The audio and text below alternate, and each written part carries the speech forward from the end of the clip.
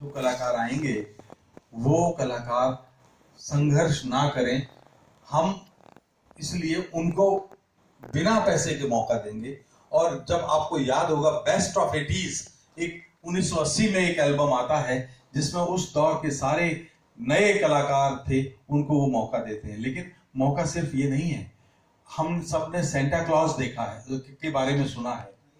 Santa Claus आता है, सबकी मदद करता है। फरिश्ता भी एक ऐसा ही होता है। जब जगजीत सक्षम हो गए तो अभी भी बंबई में एक रेस्टोरेंट चलाते हैं जसबीर साहब, वो जसबीर साहब को फोन करते थे, वो जसबीर क्या कर रहे हो? तो कुछ नहीं जी पाजी, रेस्टोरेंट में हूं, आ जाओ, चलेंगे कहीं। तो वो आते थे और जगजीत एक बड़ा झोला लेकर और एक हाथ में बड़ी कागज की लिस्ट लेकर वो बैठते थे और कहते थे चलो आज सारे दिन चलेंगे। और उस लिस्ट में नाम होते थे उन लोगों के जिसमें जो मुसीबत ज़दा होते थे। किसी को बेटी की शादी करनी है, किसी को मकान का किराया भरना है, किसी की बीमारी का ऑपरेशन होना है, किसी को पुलिस तंग कर रही है तो उसको मदद की जरूर घूस देनी है उसके लिए। तो ऐसी लिस्ट होती थी, लेने वाले को पता नहीं उनके पास जाने कहां से ये खबर आती थी। और किसी ये लिफाफे होते थे, सुबह 10 बजे निकलते थे, किसी लिफाफे में 25,000, किसी लिफाफे में 50,000, किसी लिफाफे में 1 लाख, किसी लिफाफे में 2 लाख, और सारे दिन बांटते थे। और महीने में 2-3 दिन ऐसा करते थे और ये सिलसिला सालों चलता रहा। आज आप सोचिए, घर में आप किसी सगे भाई से, चाचा से, माँ से, एकदम से कुछ मांग लीजिए, 1 लाख रुपए चाहिए, मिल जाते हैं क्या? और एक तरफ वो फरिश्ता था जो बांट रहा था।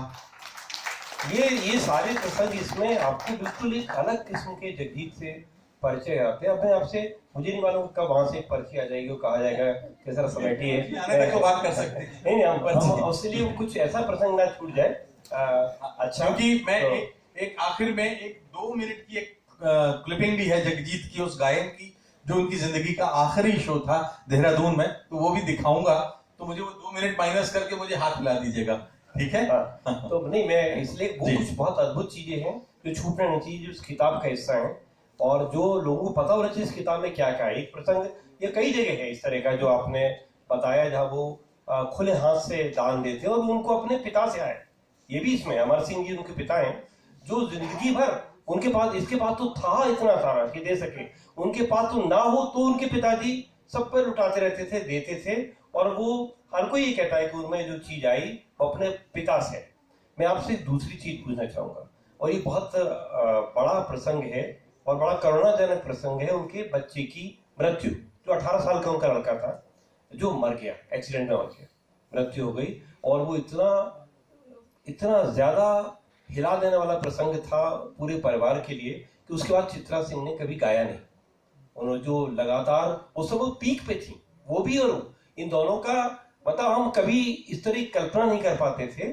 जगजीत और चित्रा की जोड़ी अलग, मतलब ये दोनों तो जोड़ीदारी है, जोड़ी में ही गाएंगे। और इन दोनों की कल्पना हम अलग अलग गायक के तौर पे आमतौर पे देखते नहीं थे। यद्यपि वो दोनों साथ भी गाते थे डुएट, फिर अलग अलग भी गाते थे, पर चित्रा के बिना जगजीत की कल्पना धीरे धीरे अनफॉरगेटेबल के बाद असंभव सी हो गई थी कि वो तो दोनों गाएंगे ही साथ साथ। उन्होंने अचानक गाना बंद कर दिया और ये आदमी वहां से इसका ट्रैक बदला और ये आध्यात्म में चला गया और सूफी टाइप के गाने और सब में चले गए। वो मुझे आप बताइएगा 2 तरह से, कभी आपने चित्रा जी से उसके बाद मुलाकातें की होंगी इस किताब को लिखने के लिए?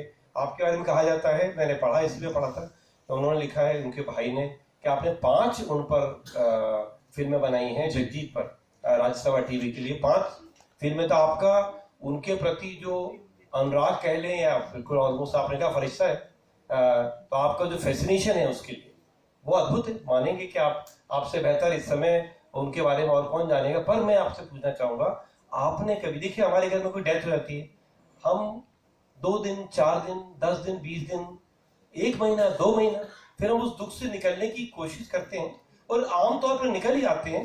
एक दुख सालता रहता है पीछे, कष्ट देता है, पर हम निकल आते और अपने कामों में लौट आते। क्या हुआ ऐसा चित्रा, इसके मैंने पूछा कि आप क्यों नहीं गाते? क्योंकि इसमें आपकी इस किताब में वो कहीं ऐसी बात नहीं है आपकी जहां चित्रा जी इस बात को एक्सप्लेन करें कि मैंने इसलिए पूरा छोड़ ही दिया, पूरा छोड़ दिया। देखिए, वो एक बड़ा मार्मिक प्रसंग है, और चूंकि मैं एक पत्रकार भी हूं, तो जवान बेटा हमने देखा होगा, उस पर आऊंगा, पहले ये प्रसंग बता दूं अगर आपकी अनुमति हो तो जवान बेटा, बहुत सारी चीज छोड़ रहा हूँ कि लोग किताब खरीदो पढ़े, हम क्यों बता दें सारे प्रसंग?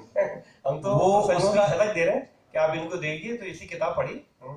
उसके एक दोस्त का एक्सीडेंट हुआ है, वो उससे अस्पताल जा रहा है रात को 12 बजे। हमने देखा है कि घरों में भी, यहाँ भोपाल में भी, लखनऊ में, जहां भी आप रहते हैं, जो डिवाइडर होता है बीच में, उसके बीच में लाइट के पोल होते हैं, और वो उनकी जो क्रेन होती है वो उनको ठीक करने के लिए अक्सर खड़ी रहती है।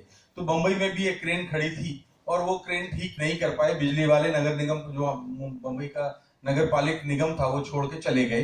अंधेरा था, 80 की स्पीड थी, और ये टकरा गए, और वहीं स्पॉट पर विवेक की डेथ हो गई। 18 साल, 20 साल, 19 साल का लड़का था, इकलौता लड़का था।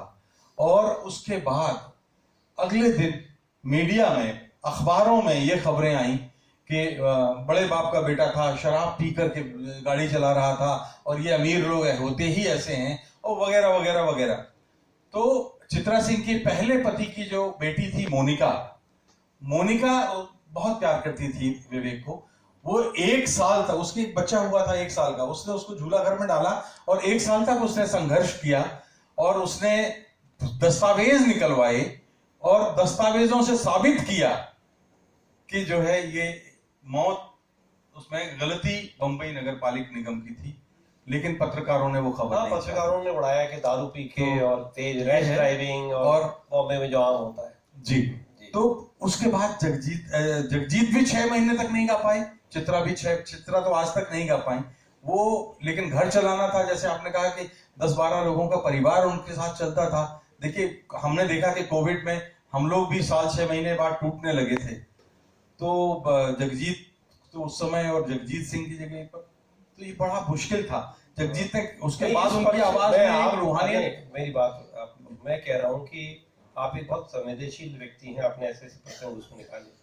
मुझे लगता है कि माँ के तौर पर चित्रा को ये समझ पाना इस किताब का बहुत इंपॉर्टेंट हिस्सा होता, कि आप माँ के तौर पे किसी को कितना एक दुख हो सकता है कि उसका जीवन ही बदल जाए। अब देखिए, लगभग संन्यास लेने वाली बात हो गई।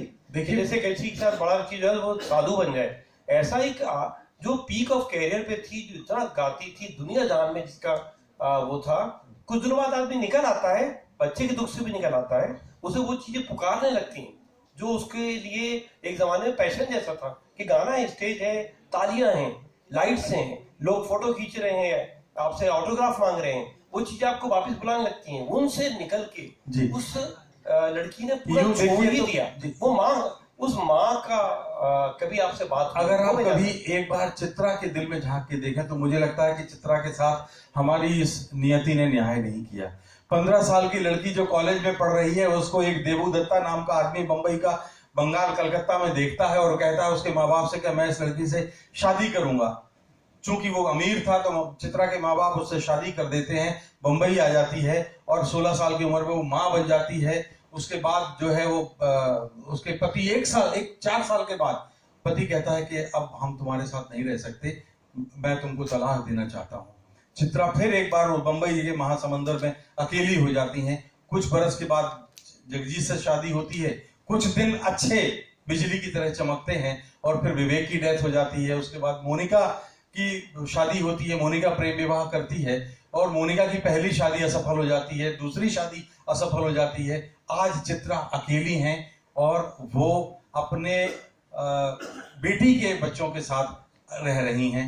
और अब मैं क्या कहूँ कि पति चला गया, बेटी चली गई, बेटा चला गया, खुद अपनी जिंदगी में उनके ये था।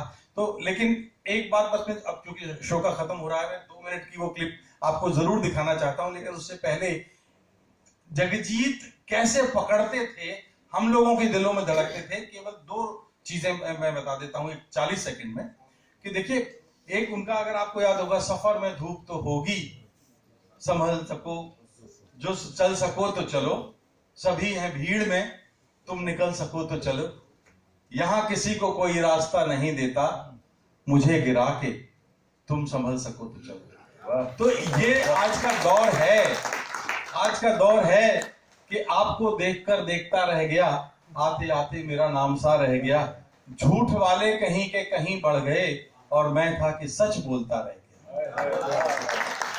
तो ये वो चीजें हैं जगजीत की। अब मैं राशन की कतारों में नजर आता हूं, अपने खेतों से बिछड़ने की सजा पाता हूं, इतनी महंगाई कि बाजार से कुछ लाता हूं तो अपने बच्चों में बांट कर शर्माता हूं। ऐसी बहुत सी वो रुलाकर हंस न पाया देर तक, जब वो रुलाकर हंस न पाया देर तक, जब मैं रोकर मुस्कुराया देर तक। ये जगजीत के सिलेक्शन की बात। भूखे बच्चों की तसल्ली के लिए मां ने फिर पानी पकाया देर तक। और आखिरी में अंत में इसके बाद वो दिखाता हूं आपको जो मुझे मेरे दिल के करीब है। सर जिस पे ना झुक पाए उसे दर नहीं कहते। ऐसा दर किस काम का जिस पे सर ना झुके? सर जिस पे ना झुक पाए उसे दर नहीं कहते, और हर दर पे जो झुक जाए उसे सर नहीं कहते। अगर वो एक क्लिपिंग अगर आप दिखा दें, क्लिपिंग प्लीज प्ले कर दीजिए।